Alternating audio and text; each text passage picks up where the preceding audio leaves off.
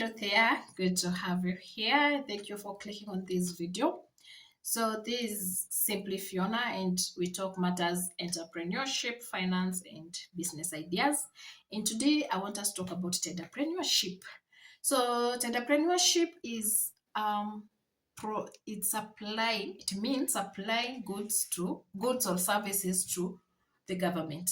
So one thing with the government, when you're supplying for them goods, they take goods on credit. You have to note them. They take goods on credit. So if you're a tenderpreneur, it means you're supplying goods on credit to the government. Sorry for that. It means you're supplying goods to the Kenyan government, parastatals, ministries, offices on credit. That means you have to incur the cost first, and then the government will come and pay you later. That is all about entrepreneurship. So today I want to take you very quickly about documents that you need to start entrepreneurship. Now, and before I start, let me first say those myths. People believe that you have to know somebody there. Not really. You can start where you are without knowing anybody.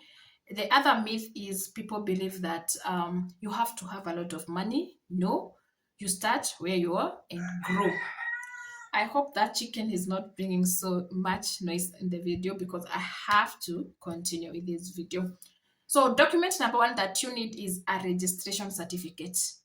This, you register your business. So you need to have 5 names that you're going to input.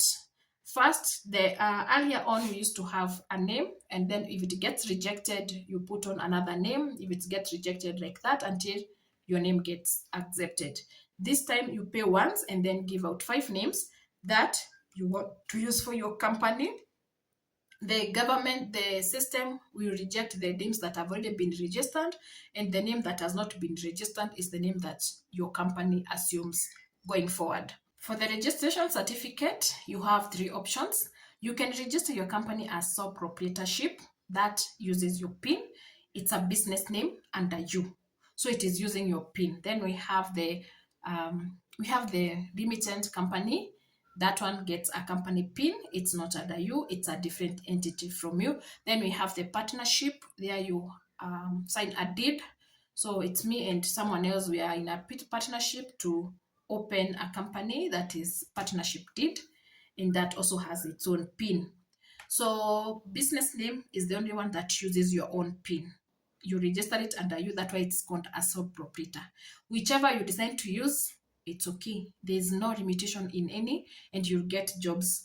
The only good thing with the ones that have a different PIN from you is the business is on its own and you're on your own. But if you use a sole proprietorship, the business is you and you're you. You understand me? If you're not understanding me, let me know in the comment section. Sole proprietorship uses your ID as the director. It uses your PIN for tax. But for partnership and capital and the limited company, they have their own PIN. So the company is a different entity from you. You're here and the company is here.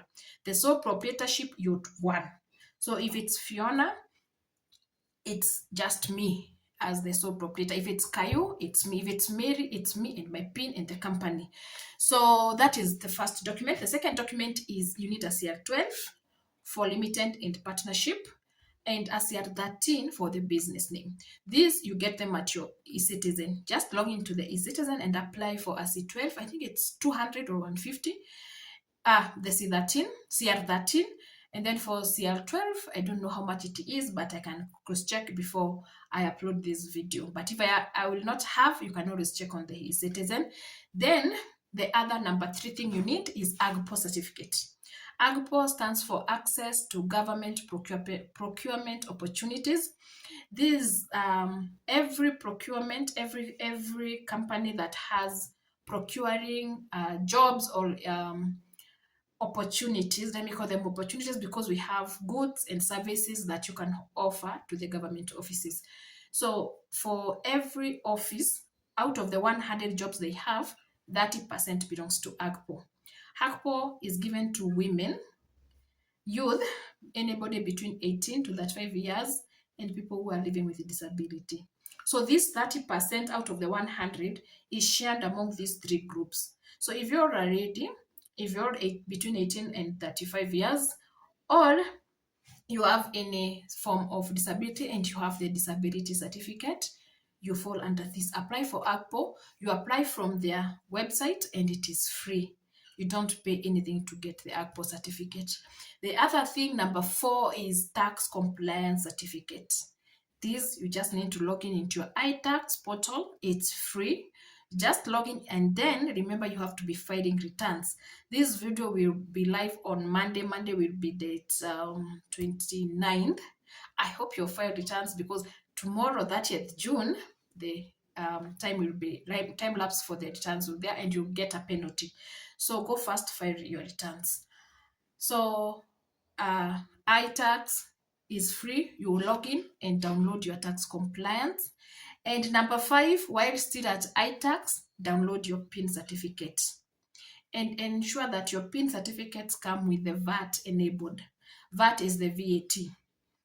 So those are all free documents. The only document you have paid so far is the registration certificate, because you wanted to register a company, a business name or a company.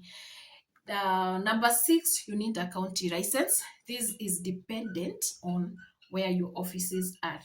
Most people, when they're starting out, they don't have a physical office. Let me give you a secret. So where you're living, where is your house? That is your office.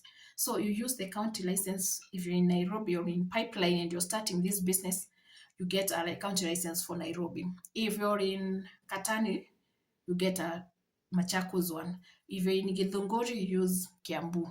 So where you are, where your office is, where you sit down and fill in those papers, questionnaires, that is where your office is. And that is where you're going to get a county license for. It means the county license prices, or how much you're going to pay, will depend on the county itself. I can't really give you a definite figure. The other thing you need is, now that you have already opened your company, where will you get paid if you get your first job? You need a bank letter. This bank letter comes from the bank you open. And you don't go opening a bank letter and call it simply Fiona. No, I have to call it as by my company. If my company is, let me look for a name, Sinoma Roofing System, the bank account must read that. And if it's a limited company and you're more than one, or a partnership and you're more than one director, the person that has the AGPO certificate, let's say I open an account with a company with my husband. I am the one with the AGPO certificate because I'm the woman here. He is not disabled and he is past 35 years. Myself, I have in the account shares, I have 70, you have 30, or 60-40. You have to have more. You can never be 50-50. So it has to be either 60-40, 70-30, 80-20, 90-10. And then the other thing, okay, then the letter says the account number, the account name, and those shares. It has to show everything. If you are a sole proprietor, it won't have those stuff. So the other thing you need is ID of the directors. So if it's a limited company, get the ID of all the directors in the company. If it's a sole proprietorship, I said it uses your ID. If it's a partnership, the same, all the IDs of all the directors.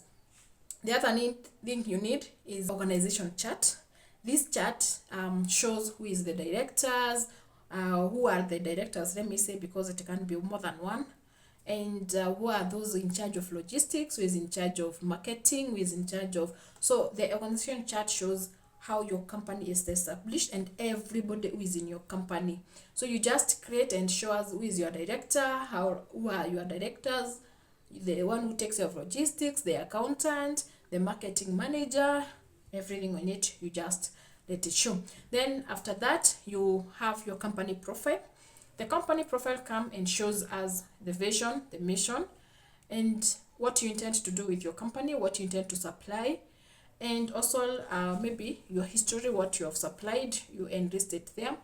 And it's a roughly 1 to 2 pages, not more than that. Don't make it too large. And after that, then the other thing you need is experience. This comes with time. So if you're beginning and you're watching this video, don't be discouraged. Experience comes with time. And once it comes, it keeps on coming, it keeps on coming. It depends on how far you're going in your marketing. So you attach your experience. If you have no experience, you just leave it like that. And to add on to this video, to succeed in tenderpreneurship, you have to do as many pre-qualifications as you can. So don't just register a company and sit there.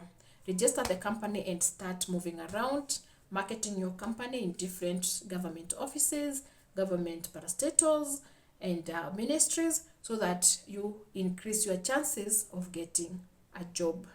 So if you have loved this video, please give me a thumbs up. Also subscribe to my channel and share so that other people can learn.